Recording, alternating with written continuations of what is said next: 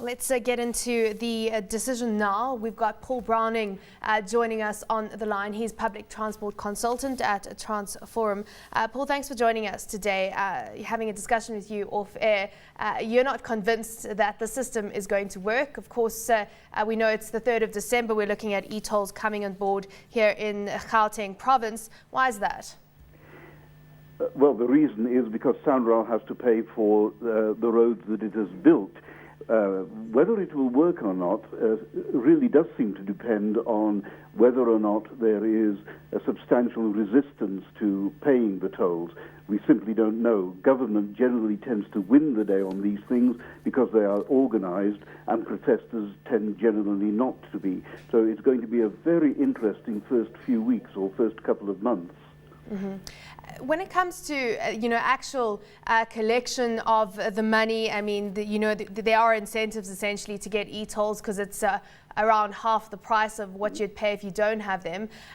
Do you think that system is going to work that they've got in place when it comes to people actually either buying an e-toll or paying the money that they're owed when they posted that bill, coming to their address essentially?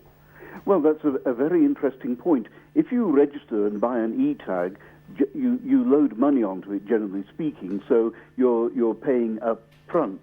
If you don't pay up front, then you have the opportunity to go in within 7 days to pay at one of the e-toll offices, and you lose some of the discount, but you can still get one.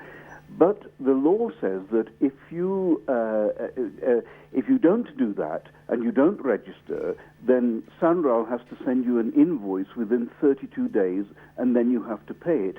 Now, the critical question is, how many people will elect simply not to register and not to pay up front, but wait for the bill to come in 32 days' time?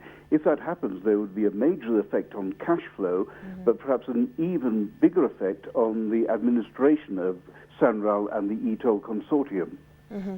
I mean, that of course has been, one of the biggest issues that ALTA has put on the table in terms of actually how the system is going to work. I mean, they don't dispute that we need better roads here in South Africa.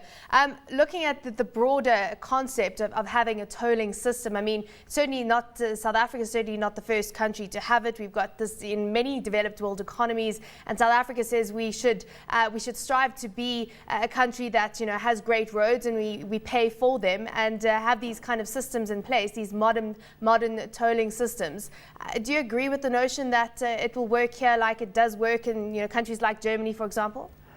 There is a difference between cities in other countries which have introduced tolls, urban tolls, Singapore, London, many other cities.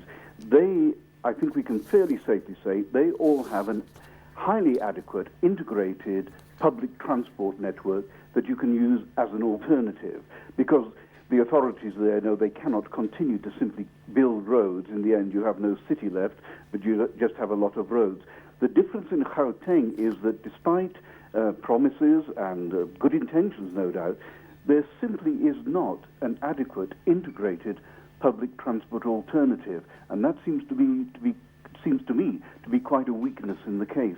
Mm-hmm. Paul, thank you for your time today. Appreciate your time and, of course, thoughts on the e-toll decision. Paul Browning, public transport consultant at Transforum. Now let's hear what Gauteng motorists had to say about paying for e-tolls. Number one, I didn't buy it. Number two, it's a waste for people that actually, how can I say, travel with cars. They have to spend money constantly, petrol price going up, and plus they have to pay for something else. No e-toll. I have. The only reason is I think it would be easier to pay the cheaper cost than I think you have to pay 3 times more if you don't have an e-tag, and it's just too complicated. It's just easier conforming, so that's why I did it. No, I haven't bought it because I'm not traveling the freeways. No, I haven't. It's just there's too much politics and too much corruption, and definitely not at the moment. I travel every day from Midrand to Wynberg. It would be easier for me with less traffic because I know a lot of people are not going to buy e-tags and they don't want to pay for that. So it would be easier for me to travel from Midrand to Wynberg. So yeah, I've got my e-tag.